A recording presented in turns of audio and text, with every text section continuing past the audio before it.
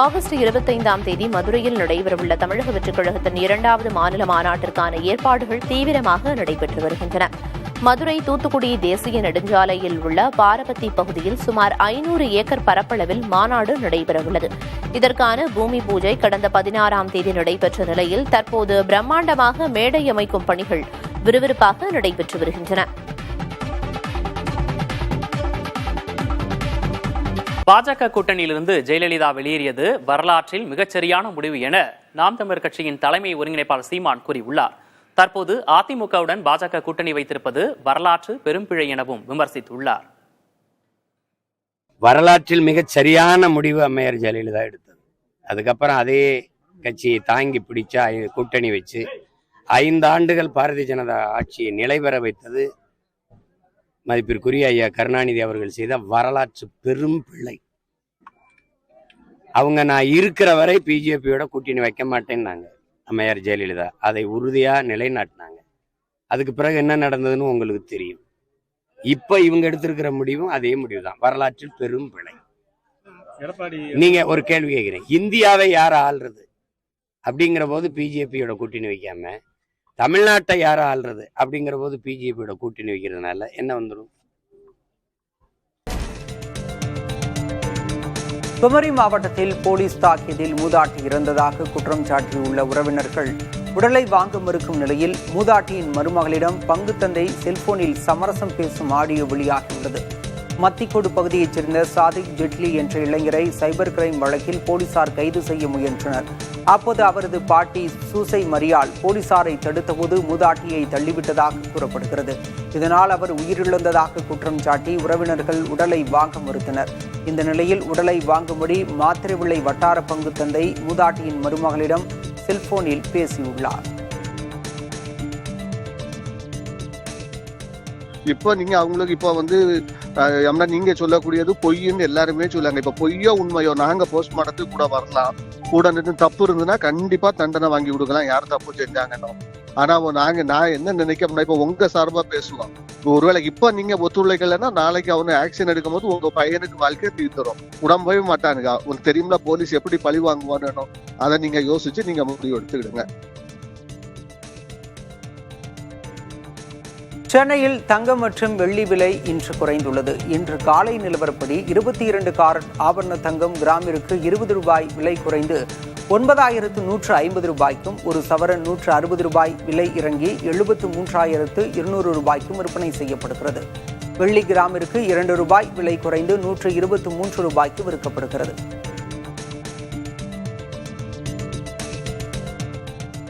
சீனாவில் நகைக்கடையில் பாய்ந்த வெள்ளம் 12 கோடி ரூபாய் மதிப்பிலான தங்கத்தை அடித்துச் சென்றது. ஷாங்சி மாகாணத்தில் லாவோ ஃபிங்சியாங் நகரில் கனமழை பொழிந்து ஊருக்குள்ளே வெள்ளம் புகுந்தது. வீதிகளில் பாய்ந்த வெள்ளம் கடைகளில் இருந்த பொருட்களை அடித்துச் சென்றது. அந்த வகையில் ஒரு நகைக்கடையில் இருந்த 12 கோடி ரூபாய் மதிப்பிலான 20 கிலோ தங்கத்தை வாரி அள்ளிச் சென்றது. இதை அறிந்த மக்கள் போட்டி போட்டுக்கொண்டு நகைகளை தேடி எடுத்துள்ளனர். நகைக்கடை உரிமையாளரின் குடும்பத்தினரும் சேற்றில் புரண்டு தேடியதில் அவர்களுக்கு 1 கிலோ மட்டும் கிடைத்துள்ளது. கங்கையில் பெருக்கெடுத்து பாயும் பெருவெள்ளம் வாரணாசியில் உள்ள பிரம்மாண்டமான வணங்கிய கைகளை சூழ்ந்தது. புனித தலமான வாரணாசியில் கங்கை ஆற்றின் கரையில் புனித கங்கையை வழிபடுவதற்காக நமோகாட் என்ற பகுதி அமைக்கப்பட்டுள்ளது. அங்கு 2 கரங்கள் கூப்பி கங்கையை வணங்கும் வடிவில் பிரம்மாண்டமான சிலைகள் நிறுவப்பட்டுள்ளன.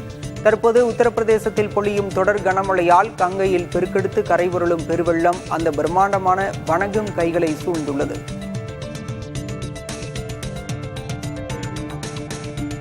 திருப்பதி ஏழுமலையான் கோயில் வளாகத்தில் ரீல்ஸ் எடுக்க தடை விதிக்கப்பட்டுள்ளது. மீறுவோர் மீது சட்டப்படி கடும் நடவடிக்கை எடுக்கப்படும் என்றும் திருமலை திருப்பதி தேவஸ்தானம் எச்சரித்துள்ளது. உலக புகழ் பெற்ற இந்த கோயிலுக்கு வருவோரில் சில தனிநபர்கள் கோயில் வளாகத்தில் குறும்புத்தனமான வீடியோக்களை எடுத்து சமூக வலைதளங்களில் பதிவேற்றி வருவது பக்தர்களின் உணர்வுகளை புண்படுத்துவதாக தேவஸ்தானம் தெரிவித்துள்ளது. இது கோயிலின் புனிதத்தையும் மீறுவதாக இருப்பதாலும் கோயில் வளாகத்தில் ரீல்ஸ் எடுக்க தடை விதித்து உத்தரவிட்டுள்ளது. சீனாவை அச்சுறுத்திய கோமே புயல் அந்நாட்டின் ஷாங்காய் நகர் அருகே கரையை கடந்தது. முன்னெச்சரிக்கை நடவடிக்கையாக கடலோரம் மற்றும் தாழ்வான பகுதிகளில் இருந்து சுமார் 3 லட்சம் பேர் வெளியேற்றப்பட்டனர். சுமார் 2000 தற்காலிக முகாம்கள் அமைக்கப்பட்டு அவர்கள் தங்க வைக்கப்பட்டனர். கிழக்கு ஜெஜியாங் மாகாணத்தில் புயல் கரையை கடந்தபோது மணிக்கு 83 கிலோமீட்டர் வேகத்தில் காற்று வீசியது. கூடவே பலத்த மழையும் பெய்தது. புயல் மழை காரணமாக ஷாங்காயில் விமான சேவை நிறுத்தப்பட்டது. பேருந்து மற்றும் ரயில் சேவைகளும் தடைப்பட்டன.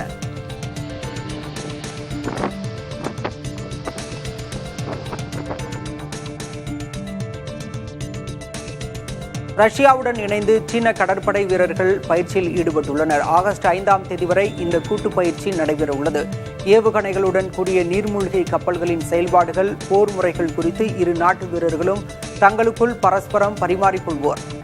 போர் பயிற்சி மட்டுமின்றி மீட்பு மற்றும் கண்காணிப்பு குறித்தும் வீரர்களுக்கு விளக்கப்படுகின்றது.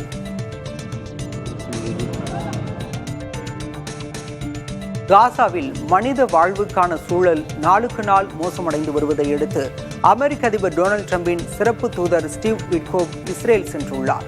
அவர் வெள்ளிக்கிழமை காசாவில் உணவு மற்றும் பிற உதவிகள் விநியோகத்தை ஆய்வு செய்ய உள்ளார்.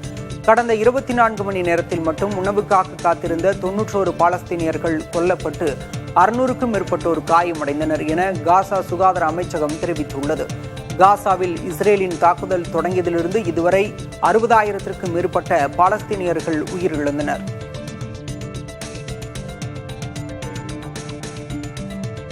இங்கிலாந்து அணியுடனான 5வது டெஸ்ட் கிரிக்கெட் போட்டியில் முதல் நாள் முடிவில் இந்திய அணி முதல் இன்னிங்ஸில் 6 விக்கெட் இழப்பிற்கு 204 ரன் எடுத்துள்ளது.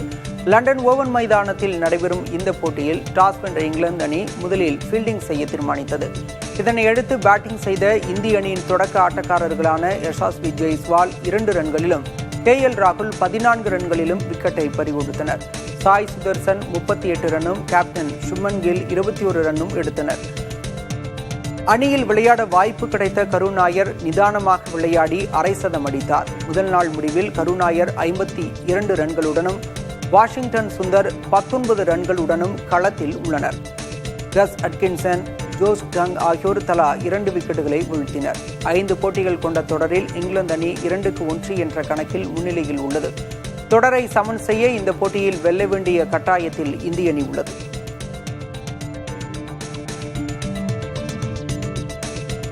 புலவாயூர் நகரில் நடைபெறும் நியூசிலாந்து அணியுடனான முதல் டெஸ்ட் கிரிக்கெட் போட்டியில் ஜிம்பாப்வே அணி போராடி வருகிறது. ஜிம்பாப்வே முதல் இன்னிங்ஸில் 149 ரன்களுக்கு ஆட்டம் இழந்தது. பின்னர் முதல் இன்னிங்ஸை விளையாடிய நியூசிலாந்து அணி முதல் நாளில் விக்கெட் இழப்பின்றி 92 ரன் எடுத்திருந்தது. தொடர்ந்து விளையாடிய அந்த அணி 307 ரன்களுக்கு ஆட்டம் இழந்தது. அதிகபட்சமாக கான்வாய் 88 ரன்களும் மிச்சல் 80 ரன்னும் எடுத்தனர். பின்னர் 2வது இன்னிங்ஸை விளையாடிய ஜிம்பாப்வே அணி 2ஆம் நாள் முடிவில் 2 விக்கெட் இழப்பிற்கு 31 ரன் எடுத்துள்ளது. திருமணம் செய்ய தயங்காதீர்கள் என்று நடிகை சோனாக்ஷி சின்ஹா கூறியுள்ளார். 7 ஆண்டுகளாக காதலித்து வந்த ஜாகிர் இக்பாலை 2024 ஜூன் மாதம் திருமணம் செய்தார். நண்பர்களுக்கு இடையிலான திருமணத்துக்கு பின்பு பரஸ்பர நட்பு இல்லாமல் ஆகிவிடும் என்று பலரும் சொல்வார்கள் என்றும், ஆனால் தங்களுக்கு அவ்வாறு நேரவில்லை என்றும் சோனாக்ஷி கூறியுள்ளார். எனவே நீங்கள் விரும்பியவரை, உங்களுக்கு சிறந்த நண்பராக இருக்கக்கூடியவரை தயக்கமின்றி திருமணம் செய்து கொள்ளுங்கள் என்று சோனாக்ஷி கூறியுள்ளார். குளியல் ஷவரில் தூக்கு போட்டுக் கொள்ள முடியுமா? சமூக ஊடகங்களில் கடும் எதிர்வினை ஏற்படுத்தியுள்ள பதிவு இது. திருப்பூர் மாவட்டம் உடுமலை வனச்சரக அலுவலகத்திற்கு விசாரணைக்காக அழைத்துச் செல்லப்பட்ட பழங்குடி சமூகத்தைச் சேர்ந்த மாரிமுத்து அலுவலக குளியல் அறையில் தூக்கில் தொங்கிய நிலையில் மரணமடைந்ததாக அதிகாரிகள் கூறுகிறார்கள். மாறாக உறவினர்கள் அவரது மரணம் தற்கொலை அல்ல, திட்டமிட்ட படுகொலை என்றும், முன்னதாகவே வனத்துறையினர் அவரை சித்திரவதை செய்ததாகவும் குற்றம் சாட்டியுள்ளனர். சமூக ஊடகங்களில் பெரும் அதிர்வை ஏற்படுத்தியுள்ள இந்த சம்பவம் விசாரணை காவலில் மரணம் குறித்து பல கேள்விகளை எழுப்புகிறது. சாத்தான்குளம் ஜெயராஜ் பென்னிக்ஸ் காவல் கொலை வழக்கில் 17 பக்க அப்ரூவர் மனுவை முன்னாள் காவல் ஆய்வாளர் ஸ்ரீதர் மதுரை மாவட்ட 1வது கூடுதல் நீதிமன்றத்தில் தாக்கல் செய்துள்ளார். இந்த மனு மீது ஆகஸ்ட் 4ஆம் தேதி முடிவெடுப்பதாக கூறிய நீதிபதி அன்றைய தினத்திற்கு வழக்கை ஒத்திவைத்தார். முன்னதாக இந்த வழக்கில் அப்ரூவராக விரும்புவதாக முன்னாள் காவல் ஆய்வாளர் ஸ்ரீதர் மனு தாக்கல் செய்தார். இதனையடுத்து நீதிமன்றம் அப்ரூவர் ஆவதற்கான சரியான காரணங்களை மனுவாக தாக்கல் செய்யும்படி அவருக்கு உத்தரவிட்டிருந்தது. ஸ்ரீதர் அப்ரூவராக மாறுவதற்கு ஜெயராஜ் பென்னிக்ஸ் குடும்பத்தினரும் சிபிஐ தரப்பும் எதிர்ப்பு தெரிவித்திருப்பது குறிப்பிடத்தக்கது. தமிழ்நாட்டில் காவிரி படுகை மாவட்டங்களில் நாளை முதல் 4 நாட்களுக்கு கனமழை பெய்ய வாய்ப்பு உள்ளதாக வானிலை ஆய்வு மையம் எச்சரித்துள்ளது. நாளை தஞ்சை, திருவாரூர், நாகை, மயிலாடுதுறை, புதுக்கோட்டை மாவட்டங்களில் கனமழை பெய்யக்கூடும் என தெரிவிக்கப்பட்டுள்ளது. ஆகஸ்ட் 3ஆம் தேதி தஞ்சை, திருவாரூர், நாகை, மயிலாடுதுறை, புதுக்கோட்டை, கடலூர், விழுப்புரம் மாவட்டங்களிலும், ஆகஸ்ட் 4இல் தஞ்சை, திருவாரூர், நாகை, மயிலாடுதுறை, புதுக்கோட்டை, கடலூர், அரியலூர் மாவட்டங்களிலும் கனமழை பெய்ய வாய்ப்பு உள்ளது. இதேபோன்று ஆகஸ்ட் 5ஆம் தேதி தஞ்சை, திருவாரூர், நாகை, மயிலாடுதுறை, புதுக்கோட்டை, கடலூர், அரியலூர், சிவகங்கை, ராமநாதபுரம் மாவட்டங்களுக்கு கனமழை எச்சரிக்கை விடுக்கப்பட்டுள்ளது.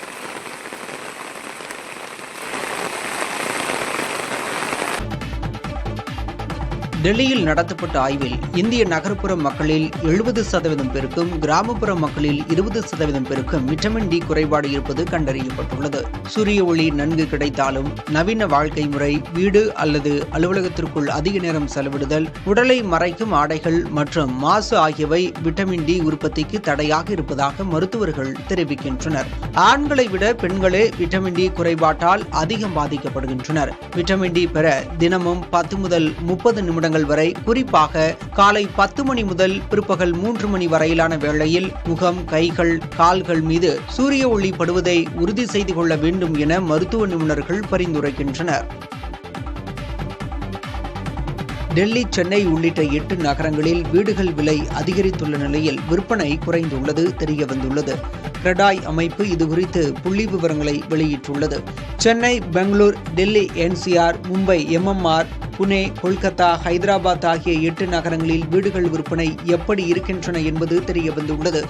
கடந்த ஆண்டு முதல் 6 மாதங்களில் 2,67,000 வீடுகள் விற்பனையான நிலையில் இந்த ஆண்டு 2,53,000 வீடுகள் என்ற அளவில் விற்பனை குறைந்துள்ளது. முந்தைய ஆண்டுடன் ஒப்பிடுகையில் இது 5% குறைந்துள்ளது. அதேவேளையில் கடந்த ஆண்டு முதல் 6 மாதங்களில் விற்பனை மதிப்பு 3,30,000 கோடியாக இருந்த நிலையில் இந்த ஆண்டு 3,59,000 கோடி ரூபாயாக அதிகரித்துள்ளது. இது 9% அதிகரித்துள்ளது. வீட்டின் சராசரி விலை கடந்த ஆண்டுடன் ஒப்பிடுகையில் 14% அதிகரித்துள்ளது. கடந்த ஆண்டு ஜனவரி தொடங்கி ஜூன் வரையிலான காலகட்டத்தில் வீட்டின் சராசரி விலை 1,24 லட்சம் ரூபாயாக இருந்த நிலையில் இந்த ஆண்டு 1,42 லட்சம் ரூபாயாக அதிகரித்துள்ளது.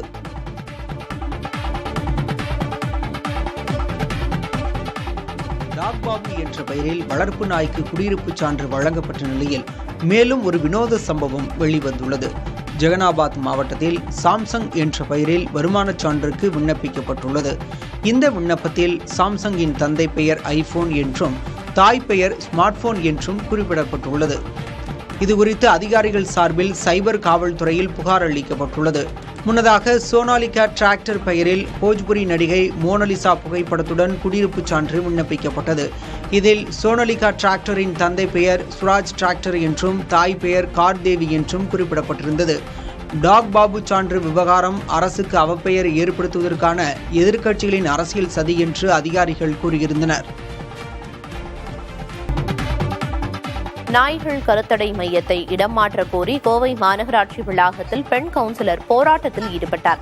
கோவை மாநகராட்சிக்குட்பட்ட உக்கடம் புல்லுக்காடு பகுதியில் நாய் கருத்தடை மையம் செயல்பட்டு வருகிறது. மாநகராட்சிக்குட்பட்ட பல்வேறு பகுதிகளில் பிடிபடும் தெருநாய்களை கருத்தடை செய்து இதே பகுதியில் விடுவதாகவும் இதனால் பொதுமக்கள் நாய்க்கடிக்கு உள்ளாவதாகவும் எஸ்டிபிஐ கட்சியைச் சேர்ந்த பெண் கவுன்சிலர் அலிமா ஹுசேன் கூறினார். இதனால் உடனடியாக கருத்தடை மையத்தை மாற்றக்கோரி மாநகராட்சி வளாகத்தில் கைல்கட்டுடன் நூதன போராட்டத்தில் ஈடுபட்டார்.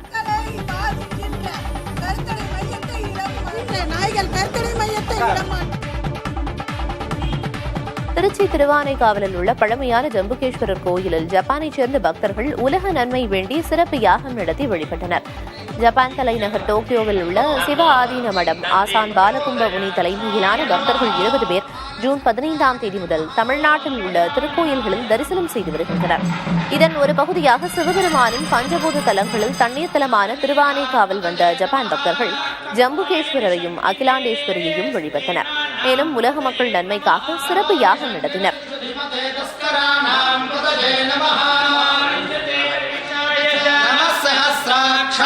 சததன்வனே ச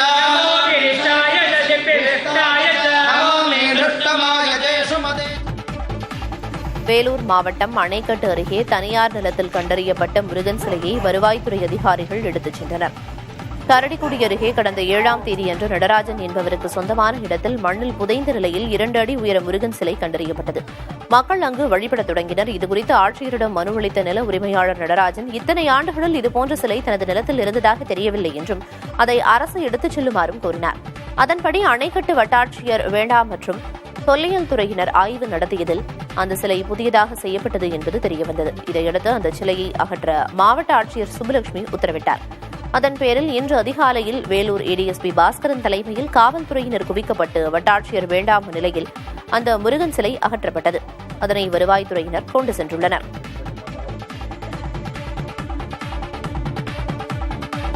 ராசிபுரம் அருகே கர்ப்பிணி மனைவியை அடித்துக் கொன்ற கணவனுக்கு ஆயுள் தண்டனை விதித்து நாமக்கல் நீதிமன்றம் தீர்ப்பளித்துள்ளது.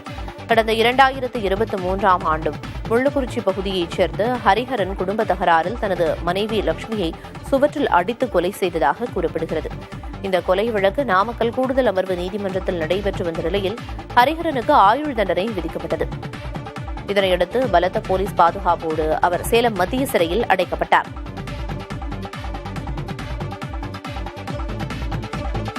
ராணிப்பேட்டை மாவட்டம் ஆற்காடு அருகே பாலாற்று கரையோரம் மேய்ந்து கொண்டிருந்த பசுமாடுகளை திருட வந்ததாக சந்தேகப்பட்டு 2 நபர்களை பொதுமக்கள் சரமாரியாக தாக்கினர்.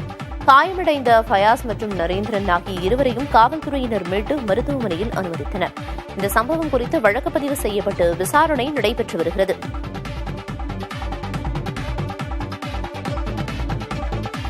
தமிழ்நாடு பொது சுகாதாரத்துறை இயக்குநராக இருந்து வந்த செல்வ விநாயகம் பணி ஓய்வு பெற்றுள்ளார்.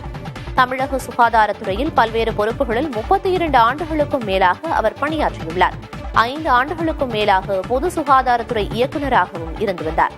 கொரோனா பெருந்தொற்று காலகட்டத்தில் அவரது பணிகள் முக்கியத்துவம் வாய்ந்ததாக அமைந்திருந்தன. தேனாம்பேட்டையில் உள்ள டிஎம்எஸ் வளாகத்தில் அவருக்கு பணி நிறைவு பாராட்டு விழா நடைபெற்ற நிலையில் சுகாதாரத்துறை அதிகாரிகள், ஊழியர்கள் பங்கேற்று அவருக்கு வாழ்த்து தெரிவித்தனர். இளம்பெண் சந்தேகத்திற்கு இடமான முறையில் உயிரிழந்த சம்பவத்தில் அவரது கணவரின் குடும்பத்தினரை கைது செய்ய வலியுறுத்தி வேதாரண்யம் கோட்டாட்சியர் அலுவலகம் முன்பு அனைத்திந்திய ஜனநாயக மாதர் சங்கத்தினர் உண்ணாவிரத போராட்டம் நடத்தினர். பேச்சுவார்த்தை நடத்திய கோட்டாட்சியர் மாதர் சங்கத்தினரை ஒருமையில் பேசியதாக குற்றம் சாட்டி வேதாரண்யம் நாகை சாலையில் மறியல் போராட்டமும் நடத்தப்பட்டது. இதையடுத்து மாதர் சங்கத்தினர் 45 பேர் கைது செய்யப்பட்டனர்.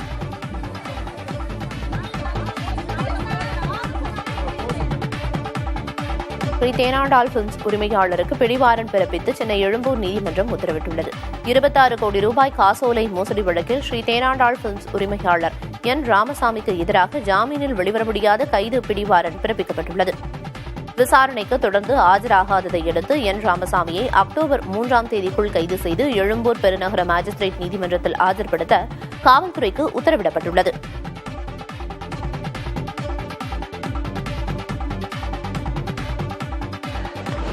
அர்ஜென்டினாவில் சுகாதாரத்துறைக்கான நிதியை அரசு குறைத்ததற்கு எதிராக போராட்டம் வெடித்துள்ளது.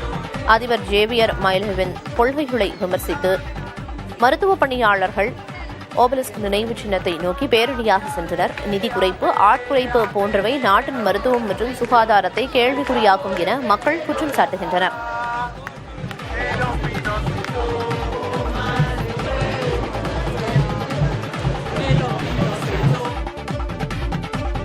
கள்ளக்குறிச்சி கல்வராயன் மலை அருகே உள்ள தரிசுக்காடு கிராமத்தில் அரசு உண்டு உறைவிட பள்ளியில் படிக்கும் மாணவிகள் மேல்நிலை வகுப்பு படிப்பதற்காக நாள்தோறும் 7 கிலோமீட்டர் தூரம் நடந்து செல்லும் அவலம் ஏற்பட்டுள்ளது. சங்கராபுரம் பகுதியில் இருந்து இயக்கப்படும் பேருந்து பள்ளி நேரங்களில் இல்லாததால் இந்த நிலை ஏற்பட்டிருப்பதாக அப்பகுதி மக்கள் தெரிவிக்கின்றனர். மாணவிகளின் சிரமத்தை குறைக்க தொண்டு நிறுவனம் ஒன்று வேன் ஒன்றை வழங்கியது. ஆனால் டீசல் மற்றும் பராமரிப்பு செலவுகள் அதிகரித்ததால் தொடர்ந்து அந்த வேனை இயக்க முடியாத நிலை ஏற்பட்டுள்ளது. எனவே பள்ளி நேரங்களில் பேருந்து வசதி ஏற்படுத்தி தருமாறும், மாணவியரின் பாதுகாப்பை கருத்தில் கொண்டு உரிய நடவடிக்கை எடுக்குமாறும் கோரிக்கை எழுந்துள்ளது. சத்தீஸ்கரில் கேரளாவைச் சேர்ந்த கன்னியாஸ்திரிகள் கைது செய்யப்பட்டதை கண்டித்து கன்னியாகுமரியில் கடலில் இறங்கி போராட்டம் நடத்தப்பட்டது. மதமாற்ற தடை சட்டத்தின் கீழ் கேரளாவைச் சேர்ந்த 2 கன்னியாஸ்திரிகள் கைது செய்யப்பட்டுள்ளனர்.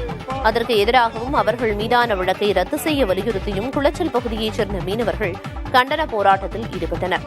கருப்பு கொடியுடன் கடலில் இறங்கிய அவர்கள் கன்னியாஸ்திரிகளுக்கு ஆதரவாக முழக்கங்களை எழுப்பினர்.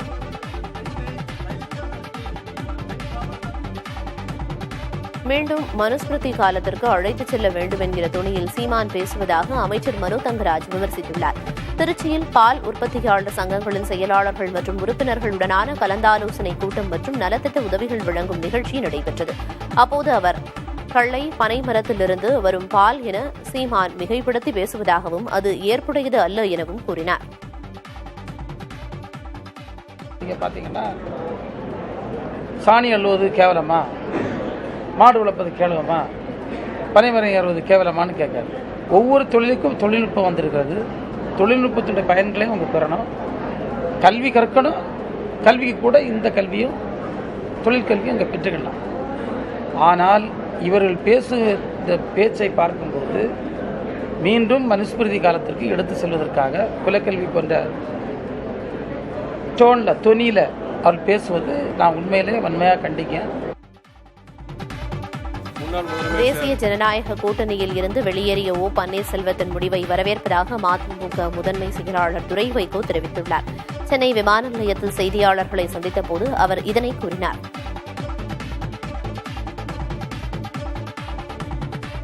முன்னாள் முதலமைச்சர் அண்ணன் ஓபிஎஸ் உடைய முடிவை நான் வரவேற்கிறேன். நான் அவர் நம்முடைய திராவிட மாடல் முதல்வர் அண்ணன் தளபதி அவருடைய கரங்களை வலுப்படுத்துறதுக்கு அண்ணன் ஓபிஎஸ் உடைய அந்த முடிவுக்கு நான் வரவேற்கிறேன். நான் தேனி மாவட்டம் கூடலூரில் வீட்டில் சட்டவிரோதமாக பதுக்கி வைக்கப்பட்டிருந்த சந்தனமரக்கட்டைகளை வனத்துறையினர் பறிமுதல் செய்தனர். ரகசிய தகவலின் பேரில் கம்பம் கிழக்கு வனச்சரகர் பிச்சைமணி தலைமையிலான வனத்துறையினர் சோதனையில் ஈடுபட்டபோது 2 சாக்குப்பைகளில் வைக்கப்பட்டிருந்த சந்தனமரக்கட்டைகள் கண்டுபிடிக்கப்பட்டன. வீட்டின் உரிமையாளர் பாஸ்கரனை வனத்துறையினர் தேடி வருகின்றனர்.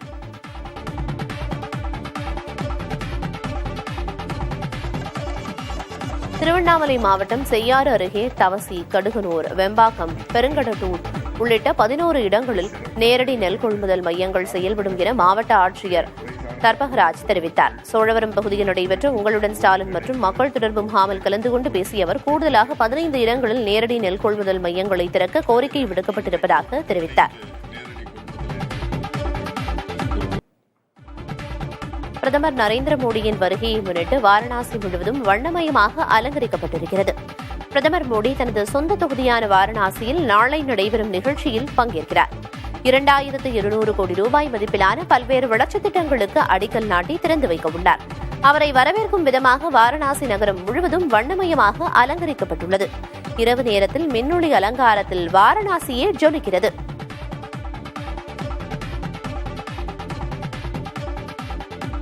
வங்கிக் கடன் மோசடி வழக்கில் ரிலையன்ஸ் குழும தலைவர் அனில் அம்பானிக்கு அமலாக்கத்துறை சம்மன் அனுப்பியுள்ளது. வங்கிகளின் கடன் பெற்று அதை திரும்பச் செலுத்தாததால் அனில் அம்பானியை திவாலானவர் என ஸ்டேட் பேங்க் ஆஃப் இந்தியா அறிவித்தது. இதையடுத்து கடந்த 24ஆம் தேதி டெல்லி மற்றும் மும்பையில் அவருக்கு சொந்தமான இடங்களில் அமலாக்கத்துறை அதிகாரிகள் சோதனை நடத்தினர். இதைத் தொடர்ந்து வங்கிகளில் 10,000 கோடி ரூபாய்க்கும் மேல் கடன் பெற்று திருப்பிச் செலுத்தாமல் மோசடி செய்ததாக வழக்கு பதிவு செய்துள்ளனர். இது தொடர்பான விசாரணைக்காக வரும் 5ஆம் தேதி ஆஜராகுமாறு அனில் அம்பானிக்கு அமலாக்கத்துறை அதிகாரிகள் சம்மன் அனுப்பியுள்ளனர். அன்றைய தினம் டெல்லியில் உள்ள அமலாக்கத்துறை தலைமை அலுவலகத்தில் ஆஜராக வேண்டும் என்று அதில் குறிப்பிட்டுள்ளனர். மத்திய பிரதேசத்தில் ஹெல்மெட் அணியாதவர்களுக்கு பெட்ரோல் போடக்கூடாது என விற்பனை நிலையங்களுக்கு உத்தரவு பிறப்பிக்கப்பட்டிருக்கிறது. இந்தூர் மற்றும் போபாலில் இந்த புதிய உத்தரவு அமலுக்கு வந்துள்ளது. சாலை விபத்துகளை குறைக்கும் முயற்சியின் முக்கிய அங்கமாக இந்த உத்தரவை 2 மாவட்ட ஆட்சியர்களும் பிறப்பித்துள்ளனர். உத்தரவை மீறினால் நடவடிக்கை என எச்சரிக்கப்பட்டுள்ளது.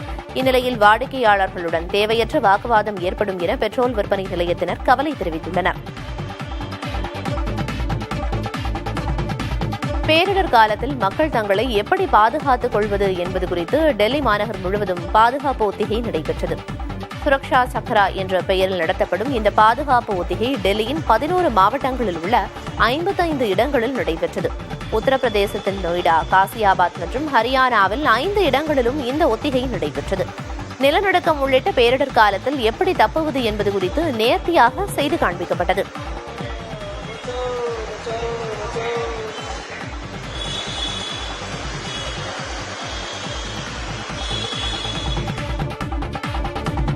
குரோஷிய சுதந்திர போரின் 30ஆம் ஆண்டு விழா அணிவகுப்பு வெகு சிறப்பாக நடைபெற்றது.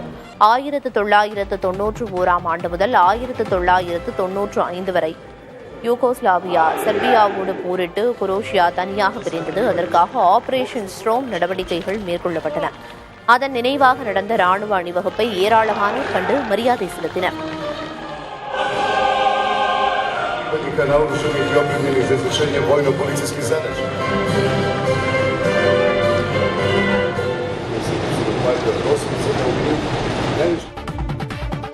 ரஷ்யாவுடன் இணைந்து சீன கடற்படை வீரர்கள் பயிற்சியில் ஈடுபட்டுள்ளனர். ஆகஸ்ட் 5ஆம் தேதி வரை இந்த கூட்டு பயிற்சி நடைபெறவுள்ளது. ஏவுகணைகளுடன் கூடிய நீர்மூழ்கி கப்பல்களின் செயல்பாடுகள், போர் முறைகள் குறித்து இரு நாட்டு வீரர்களும் தங்களுக்குள் பரஸ்பரம் பரிமாறிக்கொள்வார். போர் பயிற்சி மட்டுமின்றி மீட்பு மற்றும் கண்காணிப்பு குறித்தும் வீரர்களுக்கு விளக்கப்படுகிறது. நியூயார்க் துப்பாக்கிச் சூட்டில் கொல்லப்பட்ட காவல்துறை அதிகாரியின் இறுதிச் சடங்கில் திரளானோர் பங்கேற்று அஞ்சலி செலுத்தினர். கடந்த 28ஆம் தேதி மன்ஹட்டானில் நடந்த துப்பாக்கிச் சூட்டில் 4 பேர் சுட்டுக் கொல்லப்பட்டனர். கொலையாளியை தடுக்க முயன்ற போது திதருல் இஸ்லாம் உயிரிழந்தார்.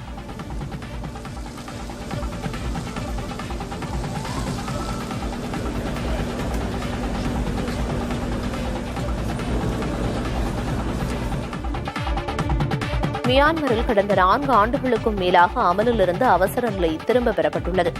மேலும் வரும் டிசம்பர் மாதம் நாட்டில் பொது தேர்தல் நடைபெறும் என அறிவிக்கப்பட்டுள்ளது.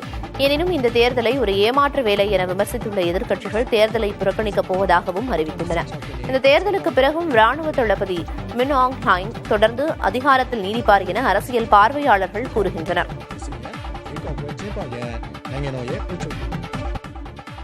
முதல்வர் மு.க.ஸ்டாலினை மதிமுக பொதுச் செயலாளர் வைகோ சந்தித்து பேசினார். சென்னை ஆழ்வார்பேட்டையில் உள்ள முதலமைச்சரின் முகாம் அலுவலகத்தில் இந்த சந்திப்பு நடைபெற்றது.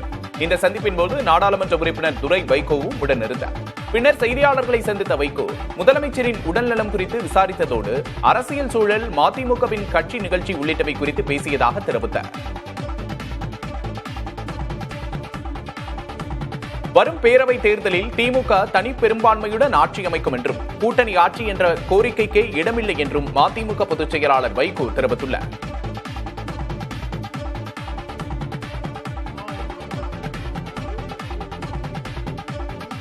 கூட்டணி அரசு என்ற பேச்சுக்கே அதிலே இடமில்லாமல் போய்விடுகிறது. இங்கே அதனால்தான் தொடக்கத்திலிருந்து நான் சொல்லி வருகிறேன், தனி அரசு திராவிட முன்னேற்ற கழகத்தினுடைய தனி அரசுதான் அமையும், கூட்டணி அரசு அல்ல. அவர்கள் முழு பெரும்பான்மையை பெறுவார்கள் என்பதை நான் கடந்த சில நாட்களாகவே பத்திரிகையாளர்கள் சந்திப்பிலே சொல்லி வருகிறேன்.